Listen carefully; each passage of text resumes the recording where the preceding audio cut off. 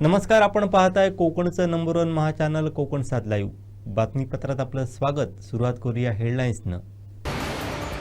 हा पाकिस्तानचा डाव, सुधीर सावंत यांचं दहशतवादी हल्ल्यावर भाष्य. नितेश राणेंनी केली अधिकारी ठेकेदाराची कान उघडणी. आणि कपडे धुण्यासाठी गेले आणि घात झाला. चिपळूणमध्ये तिघांचा बुडून मृत्यू.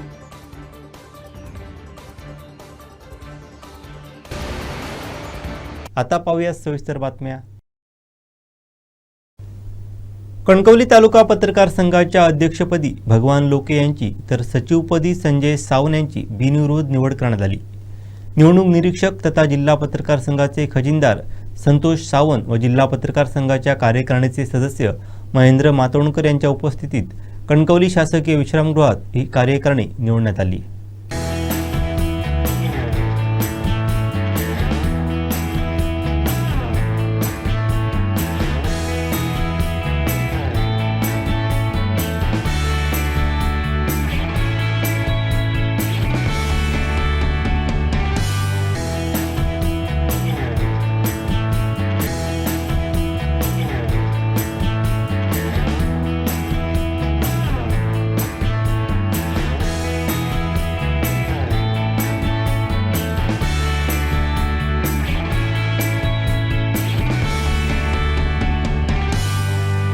कणकवली तालुका पत्रकार संघ हा जिल्ह्यातील एक नामांकित नावाजलेला पत्रकार संघ आहे. या पत्रकार संघाचे जवळजवळ 109 सभासद आहेत आणि खरोखरच मला आनंद होतोय. या पत्रकार संघातील सभासदांनी मला दुसऱ्यांदा बिनविरोध अध्यक्ष म्हणून काम करण्याची संधी दिलेली आहे. आणि ज्या पद्धतीने मी अध्यक्ष असताना जसं उपक्रम आणि नाविन्यपूर्ण उपक्रम राबवले, त्याच धर्तीवर पुढील 2 वर्षात सर्व सभासदांना विश्वासात घेऊन ज्येष्ठ मार्गदर्शकांचे मार्गदर्शन घेऊन काम करणार आहे. आणि हा पत्रकार संघ राज्यात कसा आदर्शवत राहील त्या दृष्टीने माझे सचिव असतील, खजिनदार असतील किंवा सर्व टीम माझी आणि माझ्या सभासदांना विश्वासात घेऊन काम करणार, एवढं मी या निमित्ताने अभिवचन देत आहे. निश्चितच एक आगळेवेगळे कार्यक्रम घेऊन ज्या दृष्टीने पत्रकार संघ लोकांसाठी, आमच्या सहकाऱ्यांसाठी काम करण्याची गरज आहे. आता नवीन आधुनिक तंत्रज्ञान येत आहे. एआयच्या धर्तीवर जे काय नवीन टेक्नॉलॉजी येत आहे त्याच्या संदर्भात मार्गदर्शन शिबिर लवकरच आयोजित करण्याचं धोरण आमच्या सर्व सहकाऱ्यांनी ठरवलेलं आहे आणि भविष्यात ते चांगले उपक्रम दिसतील एवढा विश्वास मी व्यक्त करतो. निश्चितच असणार आणि त्या दृष्टीने माझं प्रयत्न असतील.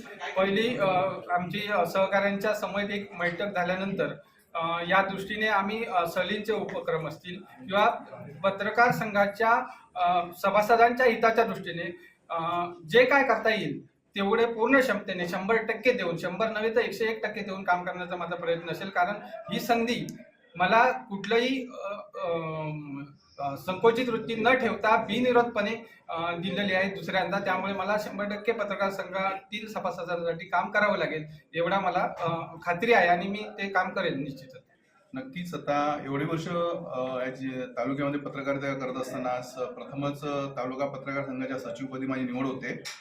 आणि ही निवड होत असताना आमचे जे नूतन अध्यक्ष आहेत की ज्यांनी यापूर्वी अध्यक्षपदाची कारकीर्द पार पाडलेली आहे आणि त्याचवेळी तालुका पत्रकार संघामध्ये नाविन्यपूर्ण उपक्रम त्यावेळी राबवले गेले आणि अशाच प्रकारचे त्यांच्या सहकार्याने आम्ही नवीन उपक्रम राबवण्याच्या प्रयत्नात राहू. आणि आमच्या नाविन्यपूर्ण उपक्रमामध्ये आजपर्यंत कसे तालुका लेवललाच फक्त कार्यक्रम होत गेले, पण आमचं असं पुढे उपक्रम किंवा आमचा असं विचार राहील आमच्या कार्यकारिणीमध्ये, आम्ही त्याच्यावरती बोलूच की तालुक्यातल्या प्रत्येक विभागावर तालुका पत्रकार संघाचे कसे कार्यक्रम घेता येतील आणि प्रत्येक विभाग आपल्या पत्रकार संघामध्ये कसं सामावून घेता येईल याच्यासाठी आमचे प्रयत्न असेल आपल्या कार्यकारिणीचे. ते आम्ही सर्वांनी आम्ही या विषयावरती ठरवू.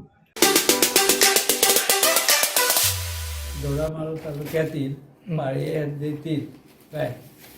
हद्दीतील आंब्याचा आडवा आणि ढेप्याळ याची केरळी लोकांना 12 लोकांना विक्री झालेली आहे.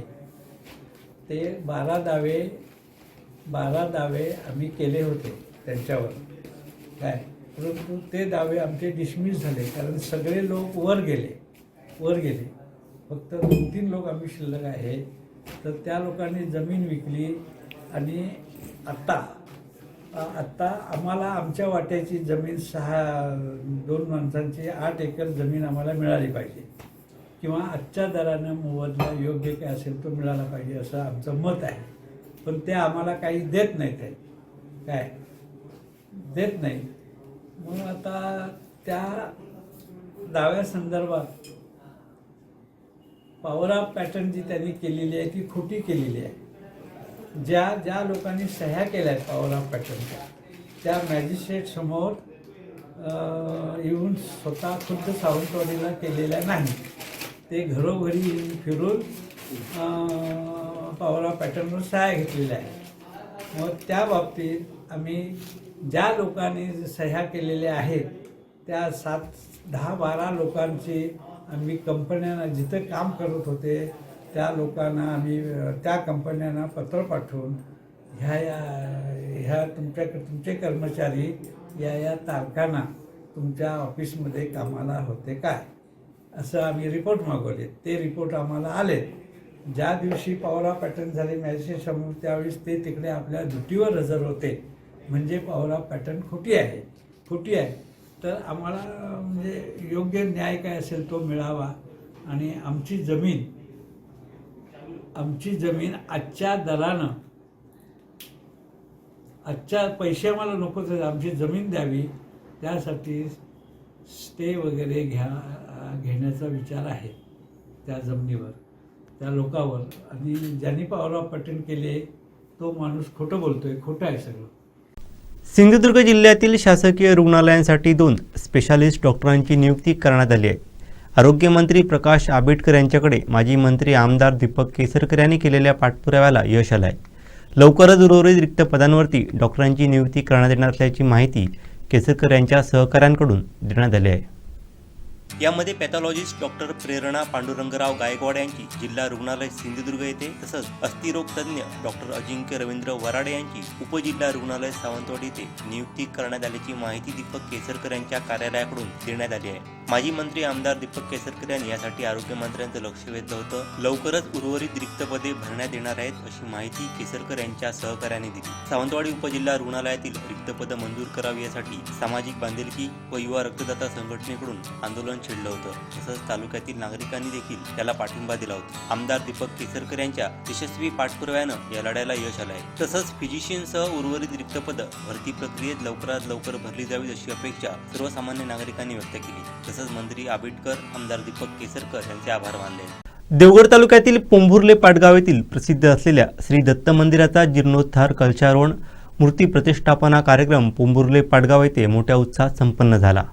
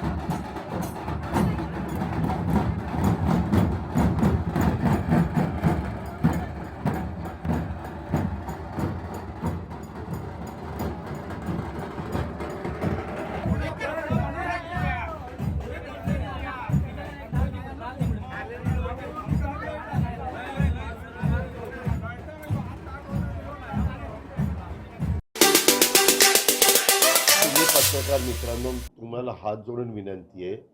आज आम्ही पक्ष म्हणून तिथे गेलेलो नव्हतो.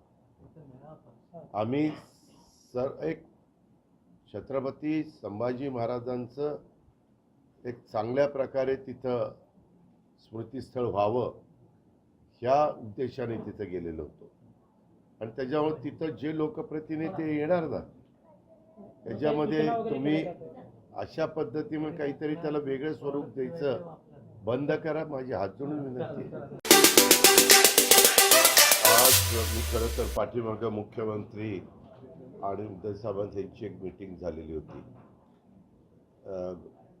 चिपळूणचे आमदार शेखर निकम साहेब पण माझ्या फार मागं लागलेले होते की बाबा इथं जिथं छत्रपती संभाजी महाराजांचा शेवटचा काळ त्यांनी घालवला त्या संगमेश्वरच्या परिसरामध्ये जो सरदेसाईंचा वाडा होता, तिथला ह्या सगळ्या गोष्टी आता प्रकर्षाने विशेषतः छावा चित्रपटामुळं जास्त भारत देशातल्या लोकांच्या समोर त्या आलेल्या आहेत. आणि मागे देखील त्यांनी असंच मागणी करून आम्ही तिथलं काही काम करण्याच्या करता 5 कोटी रुपये दिलेले होते. ते पर्यटन विभागातनं दिलेले होते.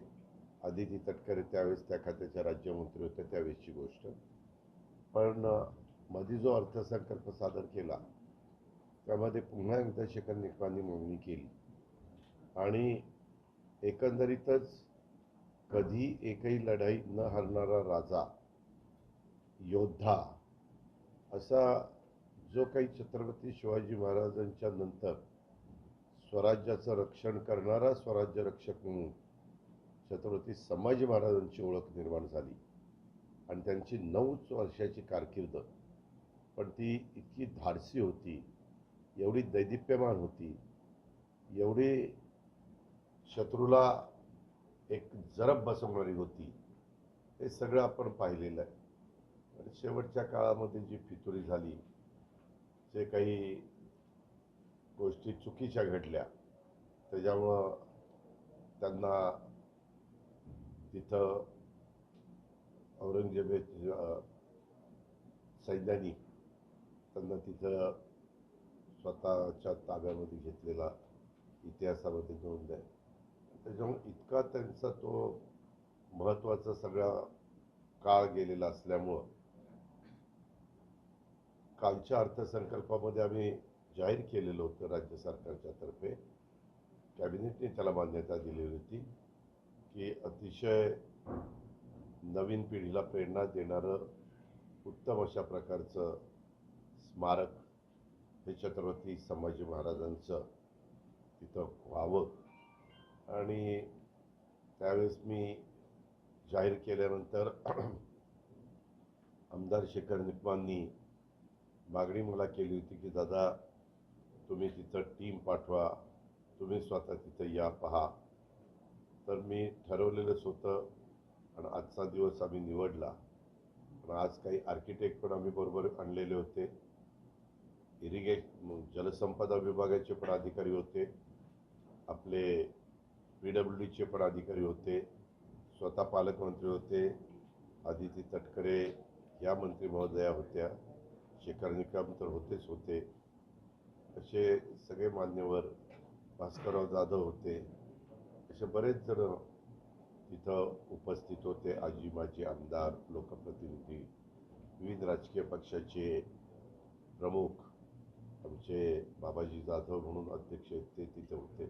असे वेगवेगळे मान्यवर तिथं होते. आणि आम्ही फार व्यवस्थित बारकाईनं सरदेसाईंचे आत्ताचे जे वंशज आहेत, आताची जी पिढी आहे त्यांच्या पण मान्यवरांशी आम्ही बोललो.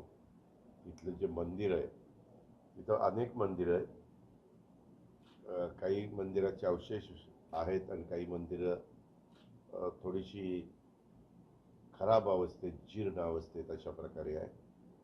त्या काळातली विहीर तिथं आहे, जिथं ज्या वाड्यामध्ये संभाजी महाराज होते तिथंच पाठीमागं ती विहीर आहे. आणि त्याला मोठ्याची व्यवस्था आहे. पायानी त्यावेळेस मारली जायची. आणि ती नदी पण तिथनं गेलेली आहे. तर आता तिथं आमदारांनी अशी मागणी केली की तुम्ही ब्रिज कम बंधारा करा, तिथं वर धरण पण आहे, त्या धरणाचं पण काही काम करा आणि पाण्याचा साठा वाढवा आणि साधारण ब्रिज कम बंधारा अशा पद्धतीचा करा की तिथं पाणी राहिलं पाहिजे. तिथं नदी सुधार कार्यक्रम देखील काही टाकून घ्यायचा आहे, घाट तिथं बांधायचा आहे, अशा बऱ्याच गोष्टी तिथं करायच्या. तिथं असणाऱ्या मंदिराचा जीर्णोद्धार करायचा. साधारण त्या काळातलंच ते जे स्ट्रक्चर आहे तिथं पाया की जिथं महाराज राहत होते ते पुढं हेरिटेज वास्तू उभा करण्याचा आमचा सगळ्यांचा मानस आहे आणि तो इतिहास सगळ्यांना कळावा म्हणून मराठीमध्ये, हिंदीमध्ये, इंग्रजीमध्ये अशा 3 भाषेमध्ये तिथं येणाऱ्यांना तो इतिहास ऐकता येईल. त्याच्यामध्ये काही वस्तुसंग्रहालय आम्ही करतोय. तेही वस्तुसंग्रहालयामध्ये महाराजांच्या काळातल्या ज्या काही वस्तू असतात, काही वस्तू आम्हाला कळलं की आता पण इथल्या संग्रहालयामध्ये ठेवलेल्या आहेत, त्याच्यातल्या 6-7 वस्तू. त्याचबरोबर रत्नागिरी जिल्ह्यातले जे किल्ले आहेत त्या किल्ल्यांच्या प्रतिकृती तिथं करण्याचं आमचा मनोदय आहे आणि सरदेसाईंनी पण मनाचा मोठेपणा दाखवला आहे. त्यांची काही इच्छा आहेत ती पण मी ऐकून घेतली. सिंधुदुर्ग जिल्ह्यात नारायण राणे गोशाळा सुरू करणार असून त्याचं उद्घाटन 11 मेला मुख्यमंत्री देवेंद्र फडणवीस यांच्या हस्ते होणार आहे. दिवसानंतर मी पत्रकार परिषद घेतलेली आहे. देशपातळीवरचे काही विषय, राज्यातले विषय आणि जिल्ह्यातल्या विषयावर आपल्याशी बोलावं या हेतूनेच आजची पत्रकार परिषद आहे. कोणत्याही याच्यामध्ये राजकारण नाही आहे आणि निवडणुकाही नाही आहे. पहिलं म्हणजे आपल्याला सांगायला आनंद होतोय, सिंधुदुर्ग जिल्ह्यात 11 मे रोजी मी गोवर्धन गोशाळा सुरू करतोय. त्याचं उद्घाटन माननीय राज्याचे मुख्यमंत्री श्री देवेंद्र फडणवीस यांच्या हस्ते 11:30 वाजता करणार आहे. त्यांनी आमंत्रण स्वीकारलं आणि येणारही आहेत. आपल्या सर्वांनाही आमंत्रण आजच देतो. 11ला जरी उद्घाटन ठेवलेलं असलं तर आपल्या सर्वांना 8 तारीखला पत्रकारांनी 12 वाजता तिथे प्रेसही होईल आणि तुम्हाला त्या गर्दीत नको म्हणून अगोदर 2 दिवस तुम्हाला दाखवण्याचा प्रयोजन करतोय मी. काय गर्दीत तुम्ही घेणार फोटो इकडे जाऊ एवढं हे होणार नाही. तर त्यामुळे 8 तारीखला आपण 12च्या सुमारास तिथे भेटू, जेवण करून मग निघू, राहून घेऊ. हे गोशाळेचं झालं. गोशाळेबद्दल तुम्ही 8 नंतर जे पाहाल एक वेगळी गोशाळा आहे. मी या देशातल्या अगदी गुजरातपासून राजस्थान अनेक ठिकाणी गोशाळा पाहिल्या, त्यापेक्षा वेगळी गोशाळा आहे. आणि गोशाळा आणण्याचं कारण आपल्या धर्मात, हिंदू धर्मात गाय पवित्र मानली जाते, गोमाता म्हणतो आपण, आणि गाय म्हणजे समृद्धी असं बरेच लोक आपण हिंदू जैन हे असं समजतात. अशी गाय आपण जिल्ह्यातल्या लोकांनी ठेवावी, पाळावी, तिची सेवा द्यावी, करावी, म्हणजे समृद्धीचा मार्ग या जिल्ह्याचा आपल्या दिशेने येईल. या हेतूनेच मी हे सगळं करतोय. नफा तोटा किंवा धंद्यासाठी हे नाही आहे. गोशाळेमध्ये या देशातील गायीच्या प्रमुख जाती आहेत. गीर गायीपासून अनेक जाती आहेत. या दूध अगदी 20-22 लिटर, 18 लिटर असं देणाऱ्या गायी आहेत. देखण्या गायी आहेत. लातूरची देवणी ही अतिशय देखणी गाय पण त्याच्यामध्ये आहे. गायी 80% आलेल्या आहेत. जवळपास आता गिरगाई 80च्या जवळपास आल्या आहेत. अजून 20 येतील. आणि अशा विविध गायी त्या ठिकाणी ठेवल्या आहेत. तिथे माहिती दिली जाईल कुठली गाय किती लिटर दूध देते याची माहिती मिळेल. फॅट किती आहे ते पण माहिती सांगितलं जाईल. आणि एकंदर तुम्हाला माहिती आहे आज गिर गाईच्या तुपाला 10,000 रुपये एका किलोचा भाव आहे. 1 किलोचा भाव. हे का सांगतोय? इथल्या लोकांनी गाय पाळावी, दुधाचा व्यवसाय करावा. दुधापासून जे पदार्थ आहेत त्याला मागणी राज्यात, देशात आणि परराज्यात एक्सपोर्टही चांगल्या प्रकारे होईल. अशा प्रकारे या व्यवसायाकडे आपल्या लोकांनी वळावं. ग्रामीण भागामध्ये ग्रामीण अर्थव्यवस्था पहिली आपण अनेक वर्ष प्रयत्न करतोय, पाहिजे तशी वाढत नाहीये. तर उद्या गाय पाळल्या, तुम्ही म्हणा पाळल्यानंतर दूध काय? दूध संकलनाची पण मी व्यवस्था करेन. दुधाचे पैसे ताबडतोब देण्याचा पण प्रयत्न करू. पण गाय पाळल्या पाहिजेत, निगा राखली पाहिजेत आणि दूध आणि बाकीच्या गोष्टी केल्या पाहिजेत. गाय पाळल्या म्हणजे शेण आहे. शेणाचं काय करायचं हे शेतकऱ्याचा प्रश्न येतो. या गोशाळेत शेण पण आम्ही घेणार. 5 आता रेट पण सांगतो 5 रुपये किलोनी शेण घेणार, ज्याला आता काही मिळत नाही. गोमूत्रही घेणार देशी गाई, आपल्या स्थानिक गाईचं. आणि म्हणजे शेतकऱ्याला आर्थिक बाबतीत त्याच्या घरात कसे 4 पैसे जातील या दृष्टीने खताचं आम्ही खताची फॅक्टरी तिथे सुरू करणार आणि शेतकऱ्यांना राज्यात, देशात आणि परदेशातही एक्सपोर्ट करणार. मावशी ते गेले आता, ते जे काय आम्हाला तो कारखाना जो उभारून देणार खताचा, कसं खत असावं, परदेशात मागणी कशी आहे काय, ते पण ग्रस्त आलेत, आपल्या जिल्ह्यातलेच आहेत. त्यामुळे खताचा कारखाना होईल. त्या ठिकाणी गॅस शेणापासून बनवण्यात येईल आणि रंगाची फॅक्टरी आतमध्ये असेल. आता जयपूरला रंगाची फॅक्टरी मी पाहून आलो, शेणापासून बनवतात. 180 रुपये ते 200 रुपये लिटर रंग विकतायत आणि सरकारी कार्यालयांना सध्या तो रंग दिला जातोय त्या याचा. त्यामुळे या 3 प्रोडक्ट शेणापासून असतील, गोमूत्रापासून औषधं असतील.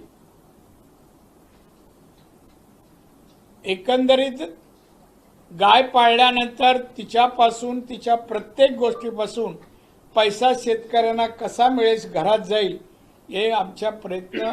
याचं प्रबोधन तुमच्या माध्यमातून पत्रकार माध्यमातून व्हावं म्हणून सर्वप्रथम मी आजची पत्रकार परिषद हेतूने घेतलाय. माजी खासदार विनायक राऊतांच्या टीकेला उत्तर देताना खासदार नारायण राणे काय म्हणाले पाहूयात. जिल्ह्यातील सत्ता एकाच कुटुंबाकडे आल्याने स्वैराच्या कोण बोलतंय? विनायक राऊत. परवा माझ्या विमानात माझ्याबरोबर आले, बाजूला एकच रो होते, काय बोलले नाही. मी बोललो नाही, मी लक्षात दिलं नाही. विकृत माणसाकडे मी पागत नाही, आपली नजर खराब होते असं म्हणतात सायंटिस्ट. काय स्वैराचे आम्ही काय केला त्रास? मी, निलेश, नितेश, मुलीला, महिलेला, उद्योजकाला, कोणा पैसे, भ्रष्टाचार एक दाखवा, पदावर राहणार नाही.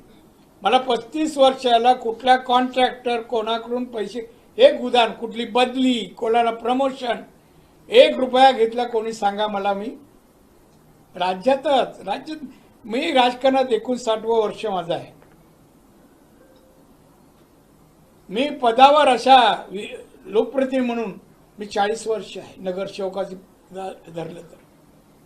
पण एकाने सांगा, बदली, प्रमोशन, पोस्टिंग आणि कामामध्ये पैसे अशा. आता कोण म्हणतात जे प्रश्न, अहो त्या कुठला प्रकल्प तिथे जमिनी घेताना भ्रष्टाचार, कशात पैसे घेत नाही विनायक राऊत? कोण होता, कुठे होता, कुठला व्यवसाय केला, तू पैसे कमवले? आणि रत्नागिरीला जमिनी घेतल्या, जिल्ह्यात घेतल्या. तोंड बंद कर म्हणून. तो नाव घेऊन घ्यायचं नाही मला. नाव घ्यायचं नाही, तेवढे बघायचं पण नाही. बघण्यासारखं काहीच नाही. आमच्याकडे नाही होणार. तुम्ही पण चाप लावू शकता. तुम्ही सांगा दादा तुम्ही असे वागलात, सांगा माझा कोणाला उपद्रव आहे, जबरदस्ती कोणाची जमिनी घेतल्या काय रे बाबा, एक सांगा ना. मी जमिनी मायासाठी घेत नाही. इंजिनिअरिंग कॉलेजसाठी घेतल्या, पैसे देऊन घेतल्या. मेडिकल कॉलेजसाठी, आमच्या वृद्धाश्रमासाठी, सगळे विधायक, महिला उद्योगांसाठी, लोकांसाठी आम्ही घेतो, शैक्षणिकासाठी. बाकी आमचे काही जमिनीची काही गरज नाही. आम्ही व्यावसायिक आहोत. आम्ही गोव्याला घेतली, गोव्याला हॉटेल आहेत. कोणाला त्रास होईल असं कुठलंही कृत्य अद्याप मी केलं नाहीये, पण त्रास देणारच तुम्हाला बातम्या देतात हो. भर पत्रकार परिषदेत खासदार नारायण राणेंनी आमदार निलेश राणेंचं कौतुक केलं. पाहुयात. कोणतरी एक 10 वर्ष इथे आमदार होता. आमदार विधानसभेत बोललेलं काय ऐकलं नाही मी, वाचलेलं एकदा बघितलं मी.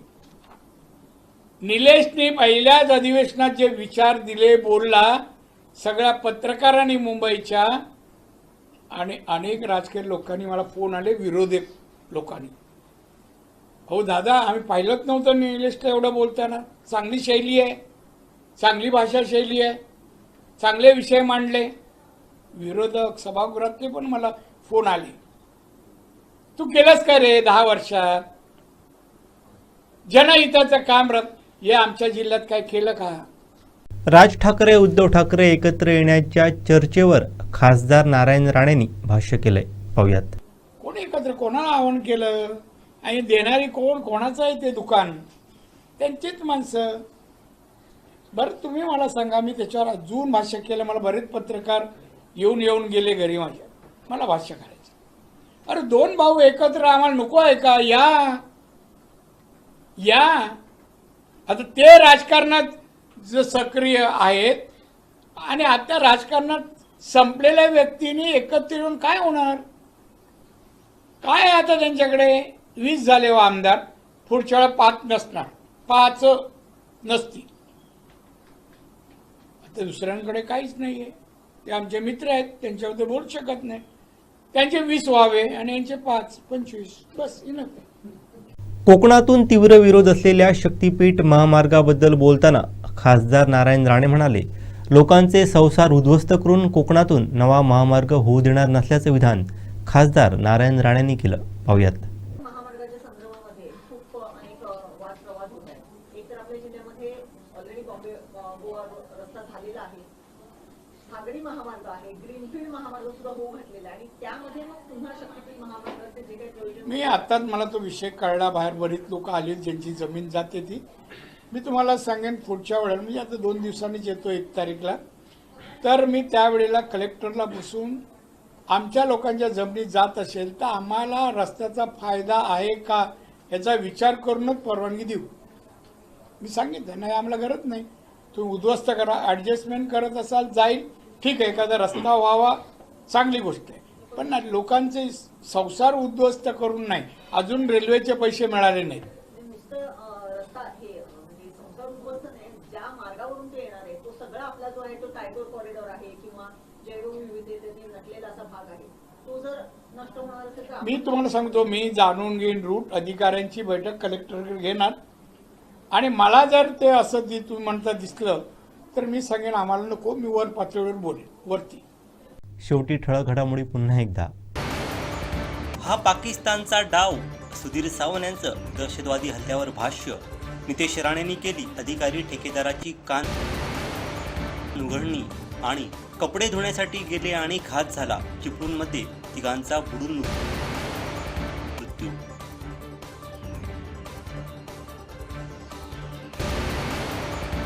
बातमीपत्रात वेळ झाली इथे थांबण्याची. पाहत राहा बदलत्या कोकणचा बुलंद आवाज, कोकणचं नंबर 1 महा चॅनल कोकण सात लाईव्ह. धन्यवाद.